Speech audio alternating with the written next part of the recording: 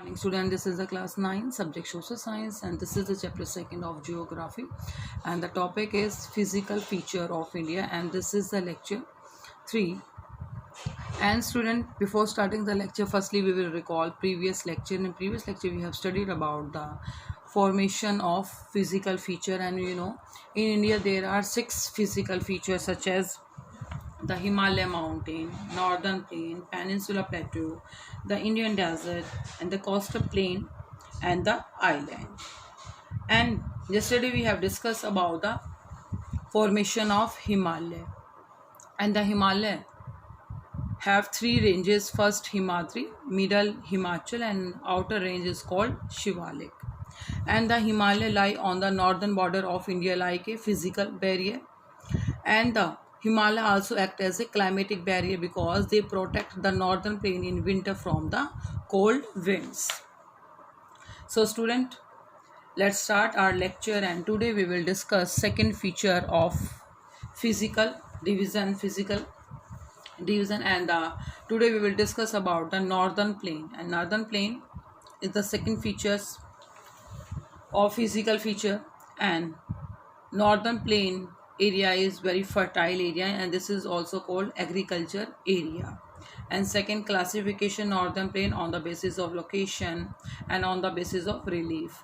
And last we saw some question, that question I have assigned in previous lecture. So student, let's start. And student, firstly you see the map of India. And student, we know there are 6 physical features. Here is Himalaya. North part is called Himalaya. Here is desert. In Rajasthan part is desert. And Punjab, Haryana, UP, Bihar, Jharkhand, West Bengal part is northern plain. And today we will discuss about the northern plain. And this is the peninsula plateau and this is the plateau. This part is the plateau and this is the part of coastal area. And India total coastal area is 7,516.6 kilometer and total land boundary is 15,200 kilometer. And this is 2 islands. Okay, so this is these are 6 physical features of India. And the student, today we will discuss about the northern plain. Student, northern plain, it is situated in Punjab, Haryana, UP, Jharkhand and West Bengal part called also northern plain. Okay, और northern plain के parts को हम यहाँ पे आगे हम पढ़ेंगे कि इसमें हमने जो नॉर्दर्न प्लेन्स को हमने क्या है 3 पार्ट्स में क्या किया है, डिवाइड किया है, वो देखें कैसे। देखें यहाँ पे बहुत सारी रिवर्स यहाँ क्या कर रही हैं, फ्लो कर रही हैं। देखिए सबसे पहले इसमें मेन जो रिवर्स हैं वो आपके आएंगे इसमें Indus river, Ganga river and Brahmaputra river. और उसी के बिहाफ पे हमने क्या है नॉर्दर्न प्लेन्स को भी कैटेगराइज किया है, उसको भी अलग अलग पार्ट्स में डिवाइड किया है। तो ये देखिए बेटा, यहाँ पे जो इंडस रिवर है वो चाइना तिब्बत से चाइना तिब्बत से ओरिजिन होती है और यहाँ से ओरिजिन होकर जम्मू कश्मीर में एंटर करती है। जम्मू कश्मीर में एंटर करने के बाद ये पाकिस्तान में एंटर करती है और इसकी जो आपकी ट्रिब्यूटरीज हैं, इसकी हेल्पिंग जो नदीज़ हैं, जो इसकी नदी हैं, जो झेलम, चिनाब, रावी, सतलुज, इंडस, ये सारी जो इंडस की क्या है ट्रिब्यूटरीज हैं और ये सारी मिलके क्या जाती हैं, फिर मर्ज होके फिर अरेबियन सी में मर्ज हो जाती हैं। उसके बाद है ये वाला जो पार्ट है, ये यहाँ से लेके पंजाब, ये वाला जो पार्ट है इसको हम कहते हैं पंजाब प्लेन। और उत्तराखंड से गंगा रिवर है, गंगा रिवर आपके उत्तराखंड से ओरिजिन होती है और आपकी गंगा उत्तराखंड से ओरिजिन होती है। उत्तराखंड आ गया, यूपी आ गया, बिहार आ गया, झारखंड और वेस्ट बंगाल के बाद ये क्या हो जाती है, बे ऑफ बंगाल में ड्रेनेज हो जाती है। तो इस गंगा से लेके वेस्ट बंगाल के बॉर्डर तक जो पार्ट होता है इसको हम बोलते हैं गंगा प्लेन्स। और आपका जो असम में यानी कि जो यहाँ ब्रह्मपुत्र जहाँ रिवर है उस ये जो पार्ट है वो पार्ट कहा जाता है, ये ब्रह्मपुत्र रिवर है, वो चाइना तिब्बत से ओरिजिन होती है और यहाँ से यू टर्न लेती हुई आपके अरुणाचल प्रदेश और असम में क्या करती है, फ्लो करती है। तो इस वाले पार्ट को कहा जाता है Brahmaputra plains. So student, let's start first the northern plain. The northern plain have been formed of alluvial soil which have been deposited by the river system comprising the Ganga, Brahmaputra and the Indus in their tributaries. And the student, northern plain have been formed of 3 river system. First river is Ganga, Brahmaputra and the Indus. And student, Indus origin from China, Nepal, and it is entered into Jammu Kashmir and then it entered into Pakistan. And its tributaries means a tributary is that river which joins the main river and increase the volume of water.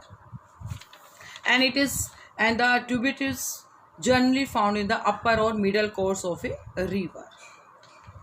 And Ganga origin from Uttarakhand, and it passes through Uttarakhand, UP, Bihar, Jharkhand and West Bengal. And Brahmaputra river is also origin from China, Tibet. Okay, it take U-turn from and enter in Arunachal Pradesh and it cover part of Assam and Arunachal Pradesh. Student, जो northern plain area है वो क्या है, alluvial soul से बना हुआ है. आपको पहले ही बताया था कि जो नॉर्दर्न प्लेन और हिमालय जो हैं वो क्या है, ज़्यादा पुराने नियम तो क्या है, the Himalaya and the northern plain are the most recent land forms. और जो आपको बताया था कि जो हिमालय माउंटेन्स बनने के बाद जो हिमालय जो थे उनके वो यू शेप में जो माउंटेन्स बने थे, तो उनके जो साइड में जो बाउंड्रीज होती हैं उनमें जो रिवर्स कई सालों से फ्लो करती हैं तो अपने साथ बहुत सारे क्या लेके आते हैं, सेडिमेंट्स लेके आती हैं. तो सेडिमेंट्स इकट्ठे होने पे जो वो एरिया क्या हुआ, प्लेन हुआ. तो प्लेन एरिया को क्या कहा गया, नॉर्दर्न प्लेन एरिया कहा गया, क्योंकि माउंटेन से बहुत सारे रिवर फ्लो करती हैं और अपने साथ एलोवियल सॉइल्स लेके आती हैं.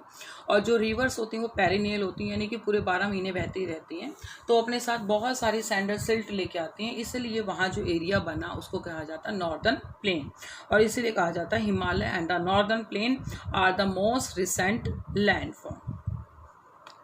And second, these plains spread over an area of about 7 lakh square kilometer. Total area of northern plain is 7 lakh square kilometer and the total area of India is 3.28 million square kilometer, but northern plain area cover 7 lakh square kilometer. It is densely populated and its width 240 kilometer to 320 kilometer. Densely populated because northern plain area, it is a very fertile land and water availability, and it is also called agriculture land, so it is a densely populated, and its total width is 240 kilometer to 320 kilometer and its length is 2400 kilometer. देखो बेटा, जो northern plain का जो area वो 7 lakh square kilometre में फैला हुआ है और यहाँ जो पॉपुलेशन वो भी ज़्यादा रहती है. आपको पता है कि नॉर्दर्न प्लेन एरिया है, फर्टाइल लैंड होती है, पानी अवेलेबल होता है, फ्लैट लैंड होती है, सबको ट्रांसपोर्ट में भी फैसिलिटी होती है, रिवर भी है वहाँ पे, गंगा रिवर है, इंडस गंगा रिवर है, और आपको वहाँ पे क्या है, पानी हमेशा मिलता है. और नॉर्दर्न प्लेन में एग्रीकल्चर भी ज़्यादा होती है, इसीलिए लोग वहाँ पे ज़्यादा रहते हैं. लेकिन जो इसकी विड्थ है वो क्या है, 240 से लेके 320 है, और total length of northern plain is 2400 kilometre. It is agriculture productive as it have rich soil, adequate water and favorable climate, because northern plain have rich soil and availability of water and favorable climate. It has a gentle slope which causes slowing down of rivering, resulting in riverine island. Due to gentle slope, and while cause slowing when the river speed is slow, and then make riverine island.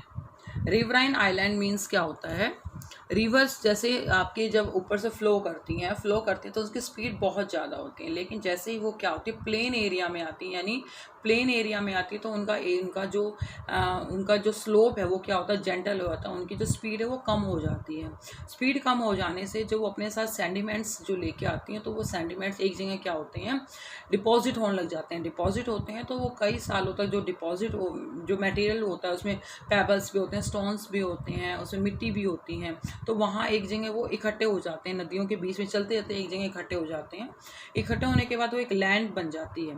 Land बन जाने के बाद जो reverse हैं वो उस land के क्या है, साइड में से होके फ्लो करती हैं, तो उस वाले पार्ट को कहा जाता है riverine island.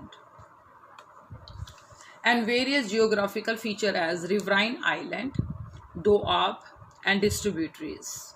Firstly, we will read about doab. Do means two, ab means water. The land between two river is known as the doab. यानी दो रिवर्स के बीच में जो स्पेस होता है उसको हम बोलते हैं दोआब। जैसे गंगा और यमुना आपस में ट्रिब्यूट्स हैं, आपस में पैरेलल रिवर्स हैं, तो उन दोनों के बीच में जो भी लैंड एरिया होता है उसको हम कहते हैं Doab. And next, riverine island. Student, the rivers coming from the northern mountain carry alluvium to them and do the deposition work. And in the lower course, due to gentle slope, the velocity of river decrease and the speed of the river decrease, which result in formation riverine island. Student देखो, northern mountain से यानी कि northern plain area में जब reverse flow करते हुए आते हैं तो अपने साथ बहुत सारे एल्यूवियम लेके आते हैं, यानी बहुत सारी फर्टाइल सॉइल लेके आती है। और जब फर्टाइल सॉइल जब आती है तो वहाँ पे सॉइल आती है तो वहाँ पे एक जगह क्या होती है, डिपोजिशन हो जाता है, यानी वहाँ पे इकट्ठी हो जाती हैं। उसमें पेबल्स भी होते हैं, स्टोन्स भी होते हैं, मिट्टी भी होती है, और वहाँ इकट्ठी होने के बाद वो क्या एक लैंड बन जाती है, वहाँ पे क्या हो जाती है, लैंड बन जाती है। इन द लोअर कोर्स, और जब रिवर्स अपने लोअर कोर्स में होती है यानी जेंटल स्लोप होता है तो वहाँ उसकी जो रिवर्स की फ्लो की स्पीड है वो क्या होती है, कम हो जाती है, जिसकी वजह से वहाँ क्या बनते हैं, रिवराइन आइलैंड बनते हैं। यानी जैसे रिवर्स के बीच में क्या एक लैंड का पार्ट बन जाता है, क्योंकि जो सेंडिमेंट्स होते हैं वो वहाँ पे इकट्ठे हो जाते हैं। सेंडिमेंट इकट्ठे होने की वजह से वहाँ पे क्या होते हैं, एक लैंड का पार्ट बन जाता है, और जिसे कहा जाता है रिवराइन आइलैंड। और जब रिवर फ्लो करती है तो उस पार्ट को क्या करती है, पार्ट के साइड में से फ्लो करना स्टार्ट कर देती है, तो वो जो पार्ट उसको बोलते हैं रिवराइन आइलैंड। एंड माजोली एक पार्ट है, माजोली एक इन द ब्रह्मपुत्र रिवर या सम में है, और ये ब्रह्मपुत्र रिवर में है, is the largest inhabited island in the world. Largest island in the world, largest riverine island, okay, and it is situated in the Brahmaputra river, and Majoli is a district of Assam। और ये क्या है, वहाँ पे इसको क्या है, इस डिस्ट्रिक्ट भी बनाया गया है और यहाँ पे लोग रहते भी हैं, और ये सबसे वर्ल्ड में सबसे बड़ा इनहेबिटेड रिवराइन आइलैंड है, यानी यहाँ पे लोग रहते हैं। माजोली और ब्रह्मपुत्र रिवर में situated. Next, distributaries means distribution.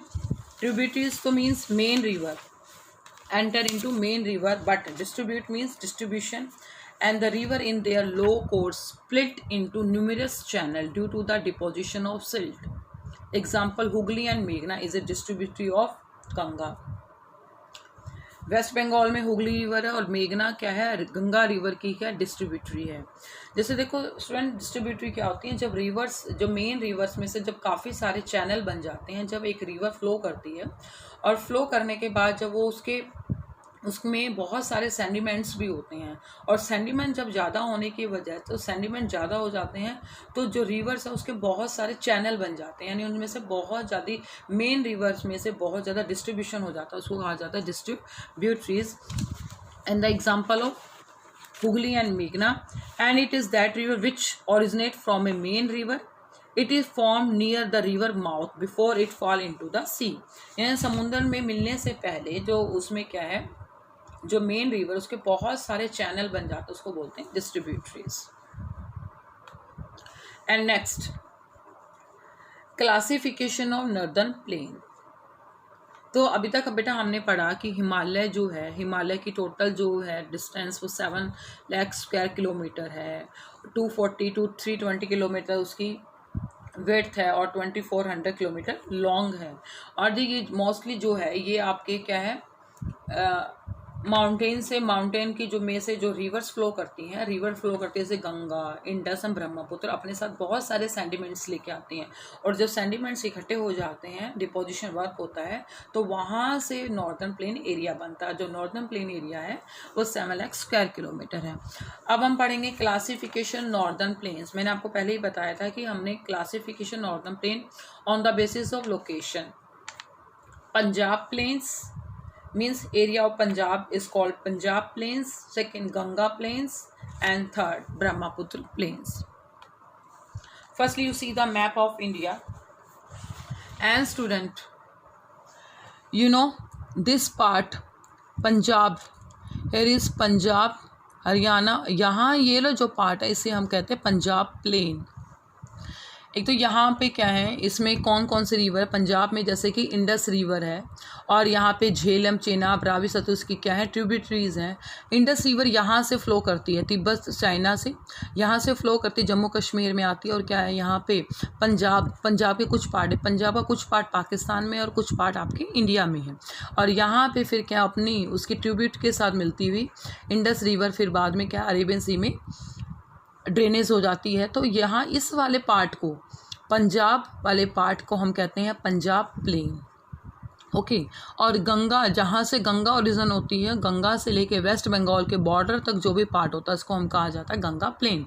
क्योंकि जो गंगा रिवर है वो क्या होती है, उत्तराखंड से ओरिजिन होती है, उत्तराखंड में गंगोत्री ग्लेशियर से ओरिजिन होती है।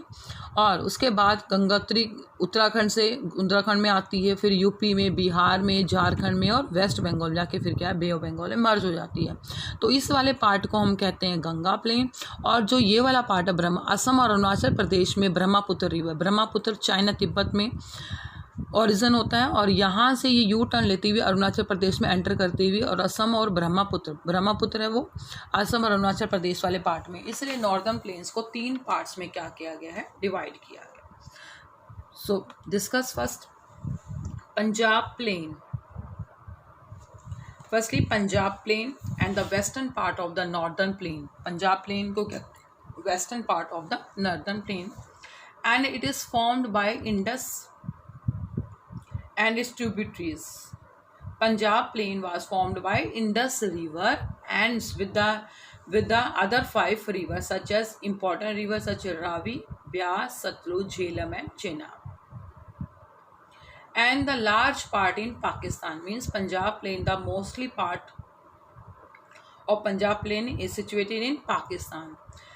देखो पंजाब प्लेन है मोस्टली वेस्टर्न पार्ट का, जो नॉर्दर्न प्लेन का वेस्ट पार्ट है उसको क्या कहा जाता है, पंजाब प्लेन्स कहा जाता है। और जो पंजाब प्लेन्स है वो क्या है, आपकी मेन रिवर से बना है, इंडस रिवर, क्योंकि वहाँ पे क्या होती है इंडस रिवर है, और इंडस रिवर की जो वहाँ पे ट्रिब्यूटरीज हैं जैसे रावी, ब्यास, सतलुज, झेलम, चेनाब। और पंजाब आपको पता भी है, पंजाब का मतलब है 5 नदियों का समूह, यानी 5 नदियाँ वहाँ पे फ्लो करती हैं और मेन रिवर हैं, इसलिए इसे पंजाब कहा जाता है। और पंजाब का जो पंजाब प्लेन का मोस्टली जो एरिया वो पाकिस्तान में है, क्योंकि आपको पता है कि पाकिस्तान का कुछ इसे पंजाब का कुछ पार्ट पाकिस्तान में, कुछ पार्ट इंडिया में है।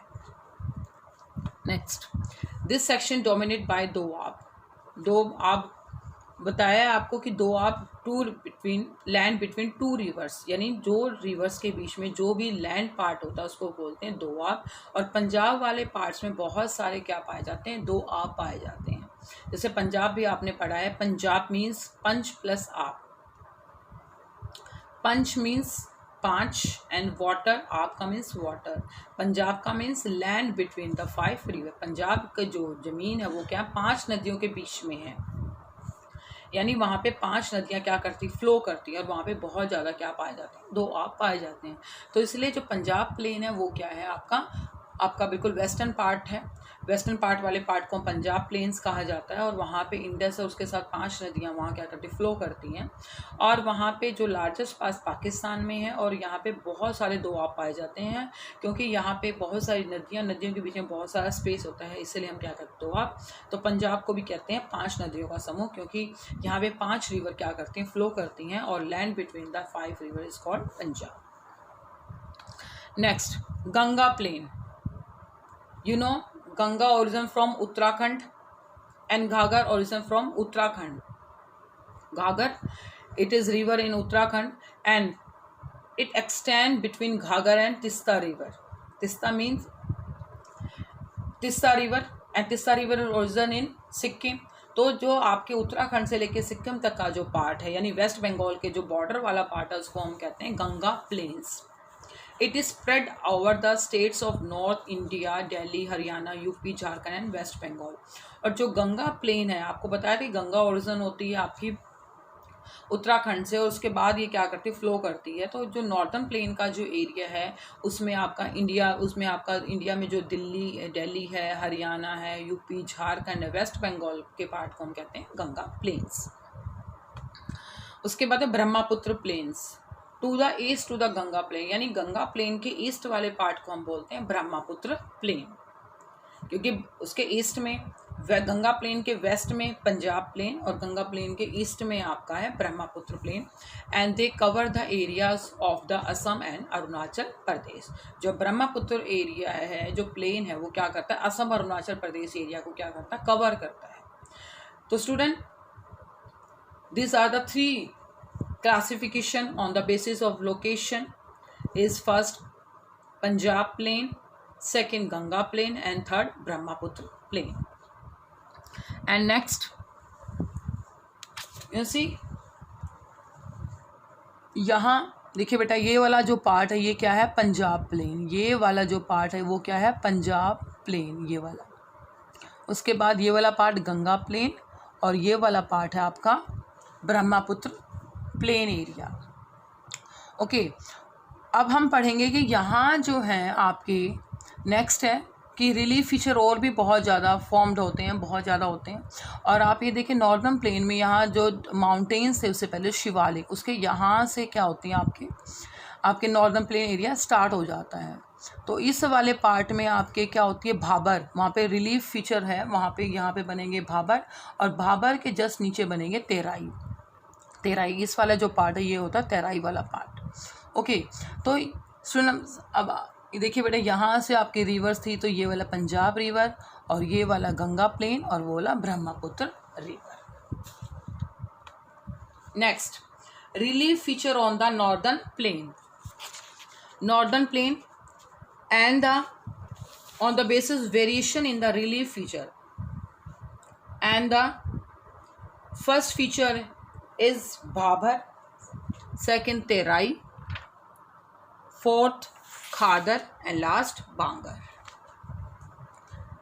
स्टूडेंट, जो नॉर्दर्न प्लेन एरिया है उसमें क्या है, उसकी फॉर्मेशन हुई है, उसमें भी क्या है, अलग अलग फीचर्स पाए जाते हैं. जैसे कहीं पे मिट्टी क्या होती है, कहीं मिट्टी फर्टाइल और कहीं पे क्या है, ज़्यादा फर्टाइल नहीं होती. तो क्या रीज़न है, किस वजह से ऐसा है. तो फर्स्ट जो है Bhabar, Terai, Khadar and Bangar. First Bhabar, it is a narrow belt 8 to 16 kilometre wide lying parallel to the slope of Shivalik, and the Bhabar area is comprised of pebbles which are brought down by a river and streams disappear in the Bhabar belt. Bhabar is a narrow belt 8 to 16 kilometer wide, and it is the parallel of slope of the Shivalik. Student, जैसे mountain का जो आपका outer range थी वो थी शिवालिक. अब जो शिवालिक जो वहाँ थे वो माउंटेन से जो नीचे वहाँ भी क्या होती हैं, एक बेल्ट बन जाती है, यानी कि वहाँ पे सैंडीमेंट्स की एक क्या होती है, एक तह हो जाती है. उसको क्या कहा जाता है, भाबर कहा जाता है. जो कितनी चौड़ी होती है, 8 to 16 किलोमीटर तक होती है. और उस वाले पार्ट को कहते हैं भाबर, क्योंकि देखो जब माउंटेन से जो रिवर्स आती हैं वहाँ आने के बाद क्या होता है, उनका फ्लो क्या होता है, कम हो जाता है. और जो कम हो जाता है तो वहाँ पे आने के बाद वो वहाँ पे सारे कंकड़ पत्थर जो भी मिट्टी होती है वो एक जगह क्या होती है, डिपॉजिट होना स्टार्ट हो जाती हैं. तो उस वाले जो पार्ट बन जाता है वो जो चौड़ा होता है, जो उसकी विड्थ होती है वो होती है 8 to 16 kilometre.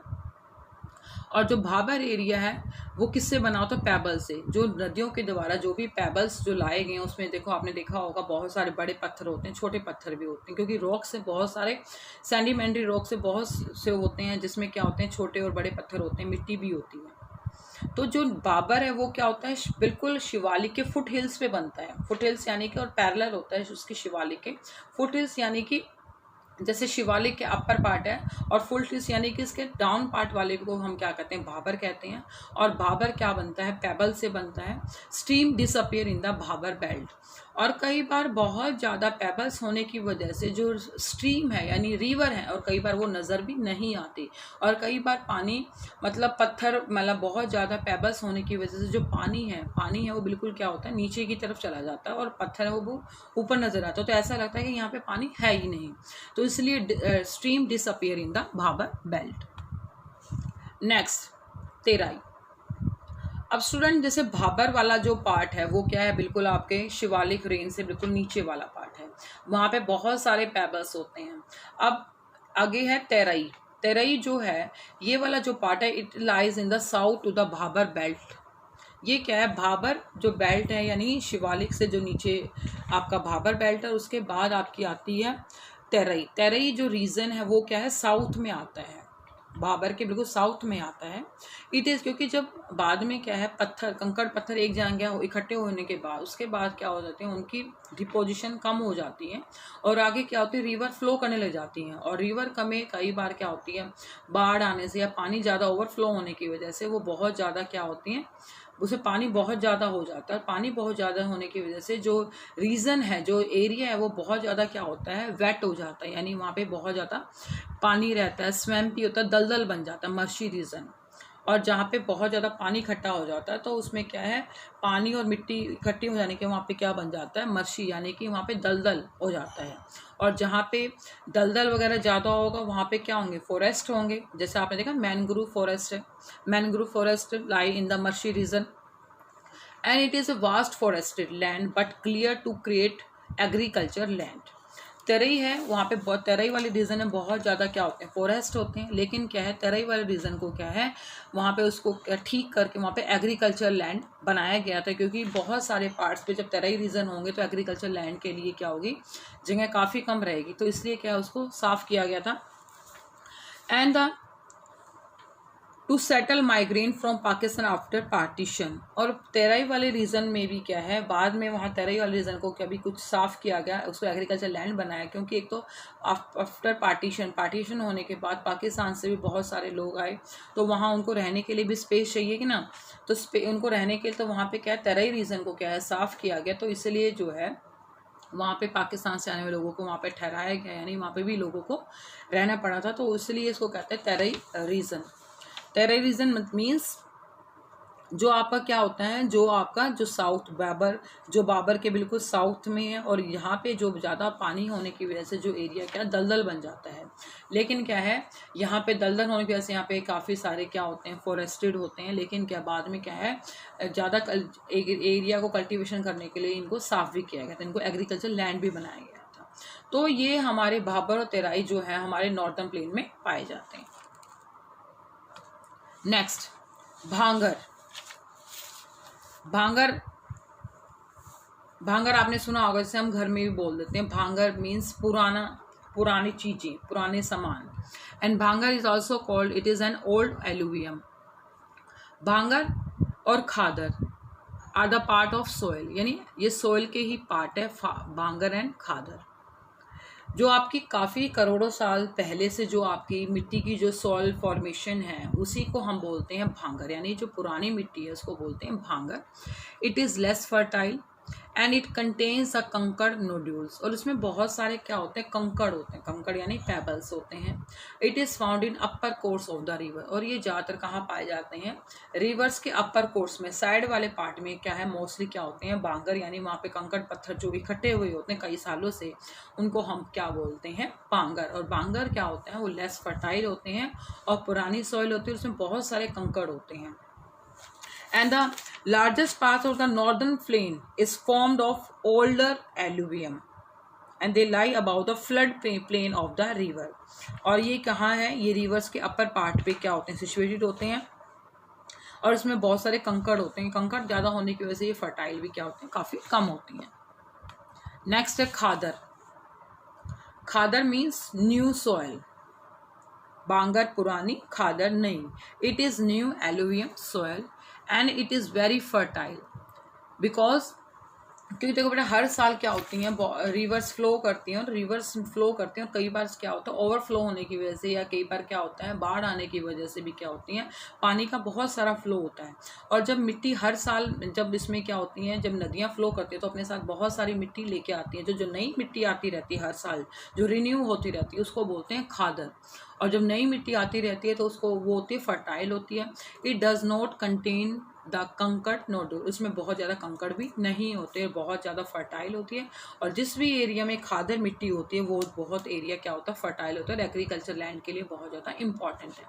But it is found in the lower level in the plains, और ये कहाँ पाई जाती हैं, प्लेन्स के लोअर लेवल पे पाई जाती हैं। बांगर अपर कोर्स से पाई जाती है, और ये लोअर लेवल पे पाई जाती है, यानी जहाँ पे उसका जेंटल स्लोप होता है वहाँ पे खादर मिट्टी पाई जाती है। तो स्टूडेंट हमने पढ़े कि रिलीफ फीचर है भाबर, तेराई, खादर एंड बांगर। भाबर आपका जहाँ है, जो शिवालिक फुट हिल्स है, शिवालिक के फुट हिल्स में बनता है, और वहाँ पे जो है बनता है, और जो से पेबल्स जो होते हैं उसकी वजह से जो वहाँ पे एरिया बनता है उसको हम बोलते हैं भाबर। और भाबर के जस्ट नीचे ही जो उसके साउथ में आता है तेरई रीजन, यानी कि जब पत्थर एक जगह इकट्ठे हो जाते हैं तो बाद में जो आगे आगे सेडिमेंट्स नहीं होते तो आगे जो क्या होता है पानी इकट्ठा हो जाता है, पानी आगे जाता है, और जब पानी ओवरफ्लो हो जाता है तो वहाँ पे एरिया क्या होता है, वहाँ पे काफ़ी सारा मर्शी या दलदल हो जाने की वजह से वो एरिया क्या होता है, वहाँ पे बहुत ज़्यादा फॉरेस्ट होते हैं, फॉरेस्ट होने की वजह से उस एरिया को कहा जाता है तेरई रीजन, क्योंकि वहाँ पे बहुत ज़्यादा क्या होता है पानी और बहुत ज़्यादा दलदल पाया जाता है। और Bangar and Khadar are the part of soil. Bangar means old soil and Khadar means new soil. Bangar is less fertile and Khadar is very fertile soil. So student, today your homework solution. First, write any three features of Himalaya. The answer is the Himalayas lie on the northern border of India like a physical barrier. They separate India from Central Asia. Second, the length of the Himalaya is about 2400 km and its width varies from 400 km in the west to 100 km in the east. And the Himalaya, geological young and structurally fold mountains, stretch over the northern border of India. And Himalaya also provides a natural protection to India from any kind of invasion from outside. And it also acts as climatic barrier since they protect a northern plain in winter from the freezing cold winds.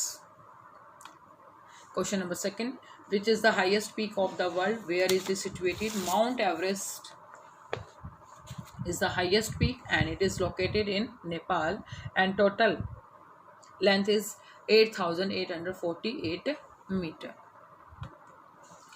Question number third, how are Himalaya divided in the east-west direction? And the answer is the Himalayas are divided into 4 sections in the east to west direction. First, Punjab Himalaya. It includes area lying between the Indus and Satluj, covering large part of Jammu Kashmir and parts of Himachal Pradesh. Second, Kumaon Himalaya. It includes the section between the Satluj and Kali. And Nepal Himalaya. It includes the section between the Kali and the Tista. Assam Himalaya. It includes the section between Tista and Dihang. Question number 4, which are 3 main ranges of Himalaya? Describe briefly. And you know 3 ranges. First, Himadri, this is also called greatest Himalaya. Himachal is also called lesser Himalaya, and Shivalik it is also called outer Himalaya. And the Himadri is loftiest of all, means highest of all, and all of the highest peak belong to this range. And the Himachal, all the important hill stations such as Dalhousie, Dehradun and Shimla belong to this range. And third, the Shivalik range, these are made up of unconsolid river deposit and are prone to earthquake and landslide. And today you are homework student. Which river has the largest inhabited riverine island in the world? And what are the features of northern plain of India? And question number 3, what are Punjab plains and how are they formed? Question number 4, how are riverine island formed? Question number 5, write difference between Khadar and Bangar. And question number 6, why is northern plain most productive part of India? Okay, student, and student done all question in your fair notebook. Thank you.